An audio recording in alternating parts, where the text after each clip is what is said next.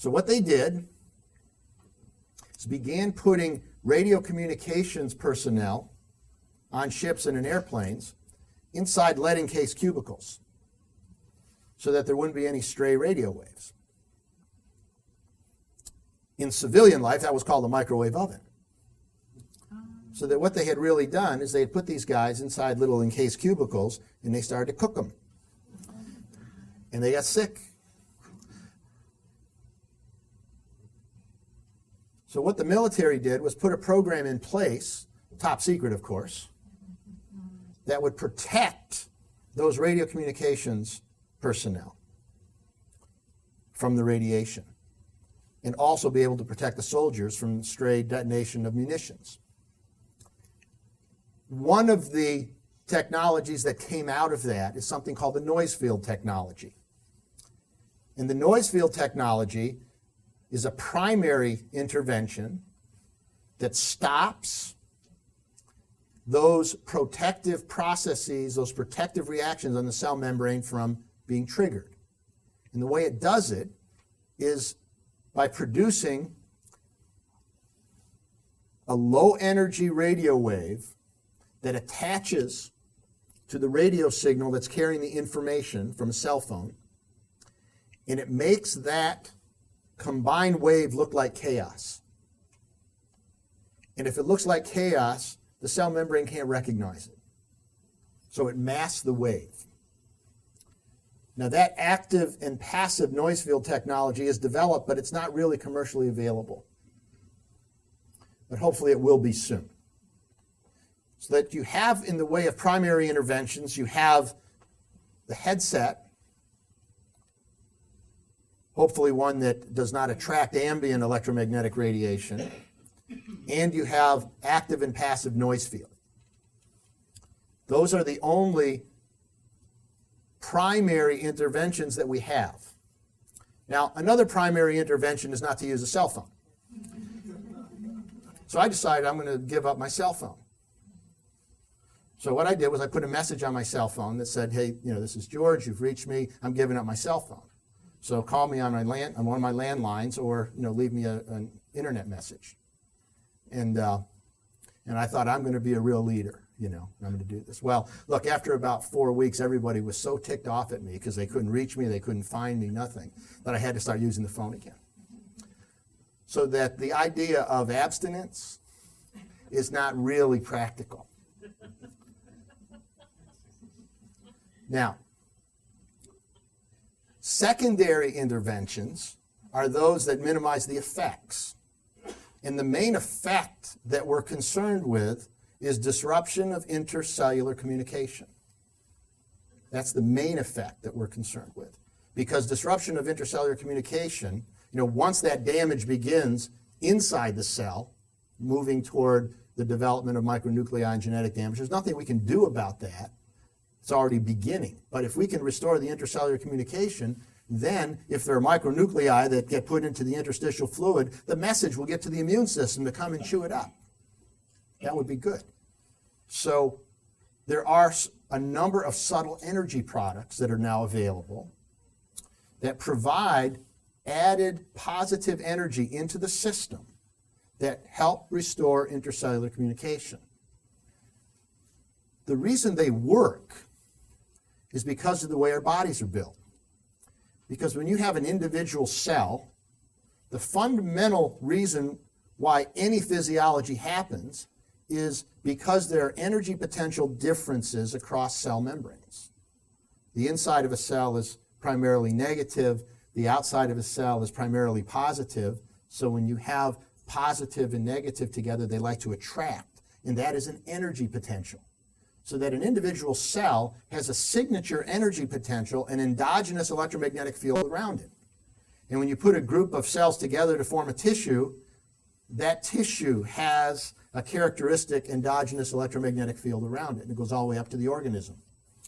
So that because of that natural chain of connection, if you add positive energy here, it immediately has an effect at the cellular level.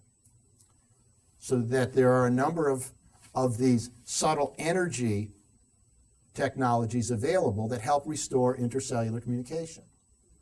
Secondary intervention. Now, the key with a secondary intervention is that you have to always use it with a primary intervention.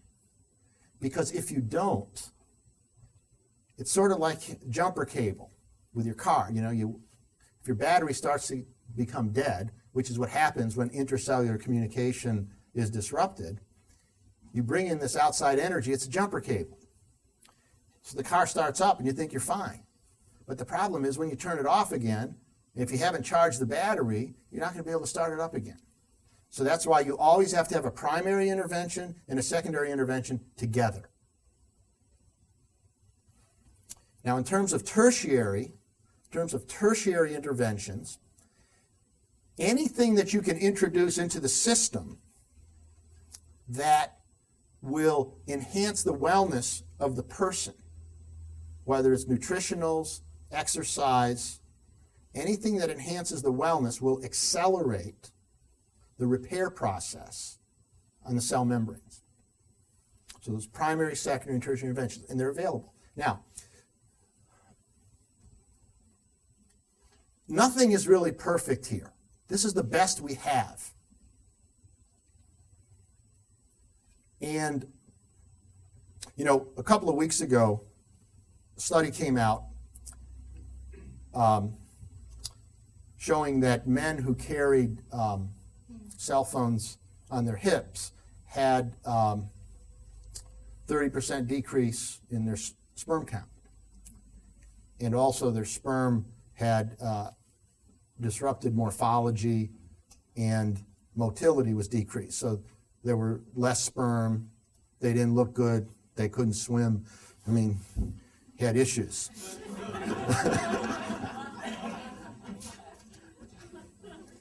Now, one of our big challenges is, communicating information to knowledgeable folks like you is the easy part of the job.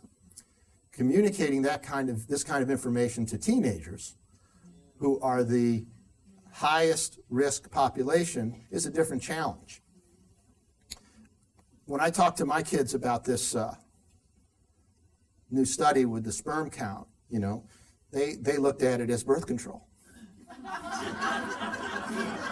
Okay. Now, the interesting thing is that we really are concerned about kids. And a few weeks ago, a committee that Milt Bowling is chairing for the Safe Wireless Initiative conducted a series of focus groups on teenagers. And the idea was to see how you could trigger interest in changing behavior with regard to the cell phones among the teenagers. Now, the first thing, and maybe this is not news, but kids don't seem to care about the safety aspect. They're invincible. Long-term health effects have no resonance. And these are kids between 13 and 22. This is not, just young. So that the health question doesn't even matter to these kids. They think about, what am I going to wear to school today? If they're thinking ahead, it's to go to the mall on Saturday. So that the health and danger is not an opening that triggers interest in the kids. But something very interesting came out of the focus groups. And that was that a lot of these young people said that if there were really a danger here, our parents wouldn't let us use the phones. So that underscores the important role that we have. Then the other thing that was very interesting from these focus groups is that the kids don't really care about their safety, and the responsibility's got to be shifted to their parents. But what gets them riled up? The fact that they didn't tell us about this. The fact that they lied. And what we see there is an opportunity to really trigger activist involvement by teenagers. Because the fact is that the industry has lied. And the government regulatory agencies have been conscripted. And I've got a soft spot for the government, I really do. Because what happens is that because of regulatory framework restrictions, government regulatory agencies and health agencies are always 6 to 10 years behind in terms of being able to solve problems. And it's because of the framework and what we make them labor through. So, the fact that the government is not going to be around to solve this problem for us in a timely enough fashion isn't really a surprise. But the fact is that the industry has misled consumers on purpose. And they continue to seek to suppress information about this issue. And the only way that we're really going to make a difference is at the individual level. This really requires leadership, and it requires empowerment of individuals to, in the first instance, take care of their own health, and in the second instance, help us change the environmental health problem. Now, one other point, and then I'm going to be finished, and you've been very kind being patient with me. This background increase of electromagnetic radiation is really the big problem. And, short term, we can use these primary, secondary, and tertiary interventions on our phones and on our wireless devices and on our laptop computers and all of that. And, there may be even some things that we can do to help Starbucks lower the amount of radiation in there with the hotspots. I wonder who thought about that name. Can you imagine what a hotspot, good. Okay, so, but see, in the middle 90s, we were well on the way to developing infrastructure for telecommunications that was based on fiber optics. And fiber optics carry massive amounts of information at the speed of light, not like wireless, which is at the speed of sound. It doesn't give off any radiation, so it's a better infrastructure option. But what happened is that in the middle to late 90s, our governments got the idea that they could make a little bit of extra money by selling the frequency bands. Instead of just giving somebody a license for $50,000 and say you can use it the way they do with radio and television, they got the idea that if we auction this stuff off, we can make millions of dollars. Well, as it turned out, held auctions in 1996, 1997, 1998. And all of those young cowboy entrepreneurs who had made all this money in the dot-com explosion, they were the guys that got involved in the auction. So before you know it, $200 billion is committed to buy these frequency bands. And when the dust settled, nobody had $200 billion to pay for it. So what happened is that the entrepreneurs went to the Federal Communications Commission in the United States and said, you know what, how about if we give you 10% down? And then the other 90% will pay you from revenues that we get from people using cell phones. And the FCC said, that sounds good to us. So now you had the government regulatory agency holding the mortgage for the deployment of wireless infrastructure.